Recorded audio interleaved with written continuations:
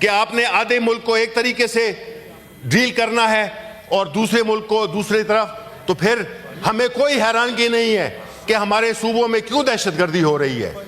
इसलिए कि हमारे जो बुनियादी हक है उससे भी हमें महरूम किया जा रहा है। तो चेयरमैन साहब, आपका भी ताल्लुक बलूचिस्तान से है, आपको चाहिए था आप भी वहां पे खड़े हो जाते। आपके सूबे का ताल्लुक है, आप अपने सूबे के लोगों के जवाबदेह हैं।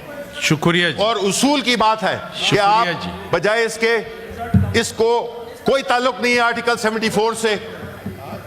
ये प्राइवेट मेंबर बिल था, ये कोई ऑफिशियल नहीं है, ये कोई गवर्नमेंट का बिल नहीं था, ये प्राइवेट मेंबर बिल है और जिसका उसको पूरा हक है। पर पूरी कानूनी तरीके से तो कानूनी तरीका ये बैठे हुए हैं आपके सामने, कानूनी और फिर आपके मुताबिक इलेक्शन का रिजल्ट नहीं अनाउंस किया, तकरीर से प्रेशर डाल के वो डाल के तो नहीं पास किया जा सकता है रूल के मुताबिक। डिप्टी चेयरमैन साहब, मेरी आखिरी प्रेशर के मुताबिक नहीं, और सुबह के दरमियान नफरतों की बुनियाद पर, जुबानों के बुनियाद पर। आखिरी इस्तदा, हम इस हाउस में जी ज्यादा रहे हैं 10 साल से अल्हम्दुलिल्लाह। मुझे पता है कि आप इससे पहले जब आप यहाँ पे थे आप क्या करते रहे। आप मुझे छोड़ देना। चेयरमैन साहब, आप मुझे मेरी बात सुने। आप इलेक्शन, आप जो वोटिंग हुई है उसके इलेक्शन अनाउंस करें। मैं करूंगा, मैं आप लोग करें उसको अनाउंस। मैंने इससे पहले कि आप आगे जाएं, वरना तो ये कोई, मैंने आपको बोलने का मौका दिया, आप बात करें। हाँ हाँ बिल्कुल, नहीं बात की है तो इस पे आप अमल भी करें ना। नहीं जी, अगर ये नहीं हुआ, ये नहीं हुआ जी। शिबली फराज साहब, leader the opposition, Shibli Faraz साहब प्लीज। जी शुक्रिया चेयरमैन साहब। देखें नहीं, सबसे पहली बात तो ये है कि बड़े अफसोस की बात है कि हमने जुमे को भी देखा कि जब हम पीका का बिल पेश कर रहे थे, रेजोल्यूशन पेश कर रहे थे, तो उस वक्त भी अगर किसी को थोड़ी भी पॉलिटिकल सेंस होती वो हमारा साथ देते, बजाय उसके कि पार्लियामेंट्री अफेयर्स के मिनिस्टर वो कोरम पॉइंट आउट करते हैं। ये कोई तरीका है? आप मुझे बताएं कि पार्लियामेंट्री वजीर वो अपना कोई लोग नहीं है कि पीका का जो बिल है वो डिफीट हो जाए। दूसरी बात, अभी जो आपको मशवरे दे रहे हैं कि इसको आपने एजेंडे पे लाया और आर्टिकल 74 की आपने बात की, और स्टेट मिनिस्टर जो बैठे हैं उन्होंने भी जिक्र किया आर्टिकल।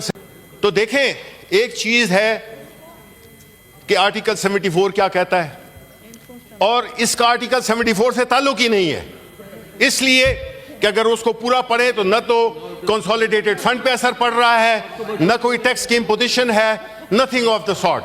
इसका मसला यह है कि अगर उस सूबे को जहां पे आपको भी, आप जाएंगे अपने सूबे में जी, आप लोग जवाबदेह हैं, बलूचिस्तान के साथ ही हम उनका शुक्रिया अदा करते हैं, इसलिए कि ये बात पॉलिटिकल लाइन से अक्रॉस है।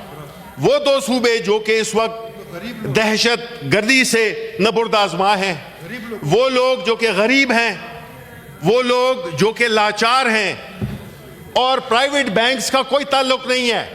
Private banks are private banks, ये कोई नेशनल बैंक की बात नहीं हो रही है।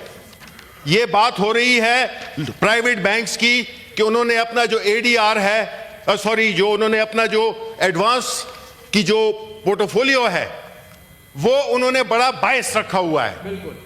खैबर पुख्तनख्वा के लोग, बलूचिस्तान के लोग, जहां पे कितनी गुर्बत है, दहशतगर्दी है, हर किस्म की वहां पे महरूमियां हैं, और उनको अगर आप ये भी नहीं कर सकते थे, आप तो, मैं तो समझता था आपकी पॉलिटिक्स आपको करनी नहीं चाहिए, बिकॉज आप बिल्कुल गैर सियासी लोग हैं।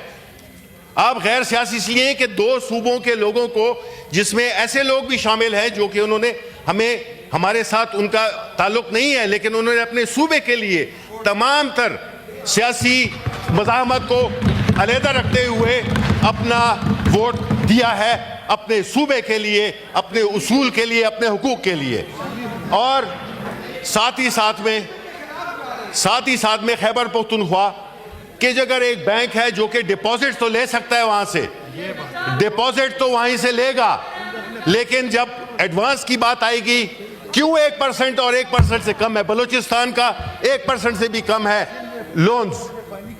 तो हम तो अपने सूबों को रिप्रेजेंट कर रहे हैं, और ये अगर हाउस ऑफ फेडरेशन है और इसमें अगर ये तय हो गया है कि आपने आधे मुल्क को एक तरीके से डील करना है और दूसरे मुल्क को दूसरी तरफ, तो फिर हमें कोई हैरानगी नहीं है कि हमारे सूबों में क्यों दहशतगर्दी हो रही है। इसलिए कि हमारे जो बुनियादी हक है उससे भी हमें महरूम किया जा रहा है। तो चेयरमैन साहब, आपका भी ताल्लुक बलूचिस्तान से है, आपको चाहिए था आप भी वहां पे खड़े हो जाते। आपके सूबे का ताल्लुक है, आप अपने सूबे के लोगों के जवाबदेह हैं। शुक्रिया जी। और उसूल की बात है कि आप बजाय इसके, इसको कोई ताल्लुक नहीं है आर्टिकल 74 से। ये प्राइवेट मेंबर बिल था, ये कोई ऑफिशियल नहीं है, ये कोई गवर्नमेंट का बिल नहीं था, ये प्राइवेट मेंबर बिल है और जिसका उसको पूरा हक है। पर पूरी कानूनी तरीके से तो कानूनी तरीका ये बैठे हुए हैं आपके सामने, कानूनी और फिर आपने मुताबिक इलेक्शन का रिजल्ट नहीं अनाउंस किया, तकरीर से प्रेशर डाल के वो डाल के तो नहीं पास किया जा सकता है रूल के मुताबिक। डिप्टी चेयरमैन साहब, मेरी आखिरी, प्रेशर के मुताबिक नहीं, और सुबह के दरमियान नफरतों की बुनियाद पर, जुबानों के बुनियाद पर। आखिरी इस्तदा, हम इस हाउस में जी ज्यादा रहे हैं 10 साल से अल्हम्दुलिल्लाह। मुझे पता है कि आप इससे पहले जब आप यहाँ पे थे आप क्या करते रहे। आप मुझे छोड़ देना। चेयरमैन साहब, आप मुझे मेरी बात सुने। आप इलेक्शन, आप जो वोटिंग हुई है उसके इलेक्शन अनाउंस करें। मैं करूंगा, मैं आप लोग करें उसको अनाउंस। मैंने इससे पहले कि आप आगे जाएं, वरना तो ये कोई, मैंने आपको बोलने का मौका दिया, आप बात करें। हाँ हाँ बिल्कुल, नहीं बात की है तो इस पे आप अमल भी करें ना। नहीं जी, अगर ये नहीं हुआ, ये नहीं हुआ। जी मिनिस्टर साहब, आजम साहब, बिल्कुल ऐसा ही था। दो दफा सर मेरी नहीं तारड़ साहब क्यों छोड़े, ये तरीका नहीं होगा। ऑर्डर इन द हाउस, हमारी ये गंदी सियासत है, इसमें ना करें, थोड़ा बैठ ना जी साफ बात करें। जी आजम साहब, मैंने अर्ज की है, मिनिस्टर ने जो बात की वो बिल्कुल आइन के ऐन मुताबिक है। किसी को एतराज नहीं है कि बैंकों को पाबंद किया जाए कि वो हर सूबे में नहीं बल्कि पूरे पाकिस्तान में जो छोटे कारोबार हैं उनके लिए कर्जे दें और सूबों में उनकी आबादी के मुताबिक जहाँ पे अपॉर्चुनिटीज़ हैं वो भी गुंजाइश। पर ये फंक्शन स्टेट बैंक का है और स्टेट बैंक के लिए आइन का आर्टिकल 74 कहता है कि स्टेट बैंक के फंक्शंस को अगर चेंज करना है वफाकी हुकूमत की इजाज़त से बिल मूव होगा। ये गलत आया। इसमें सेनेटर शहादत अवान साहब की भी एक जो रिप्रेजेंटेशन है वो चेयरमैन ऑफिस में गई हुई है कि ऐसे बिल फिक्स ना किए जाए। मेरी ये इस्तदा होगी, इसको सियासत का हिस्सा ना बनाएं। आप बैठे, जनाबे चेयरमैन, जनाबे चेयरमैन साहब जवाब तो सुने। आप जनाबे चेयरमैन देखो जवाब, आप चेयरमैन साहब आप छोड़े, आप जवाब सुने। चेयरमैन साहब मेरी इस्तदा ये होगी, ना सर हम आइन से बालातर होके हाउस नहीं चला सकते। आइन से बालातर होके आप वोटिंग के जरिए पाकिस्तान का नाम बदलना चाहे बदलने देगा कोई? क्या बात करते हैं? जो चीज आइन मना करते हैं वो नहीं हो सकती। मेरी आपसे चेयरमैन साहब गुजारिश है, आप इस पे रूलिंग दें और मामला भेजे कमेटी में कि वो आर्टिकल 74 के हवाले से इसका फैसला करे। ये कॉन्स्टिट्यूशनल स्कीम के अगेंस्ट है। मामले को कमेटी को रेफर किया जाए कि आर्टिकल 74 के मुताबिक इस पे वो डिलिबरेट करे, वहाँ पे कंसेंट आ जाएगी।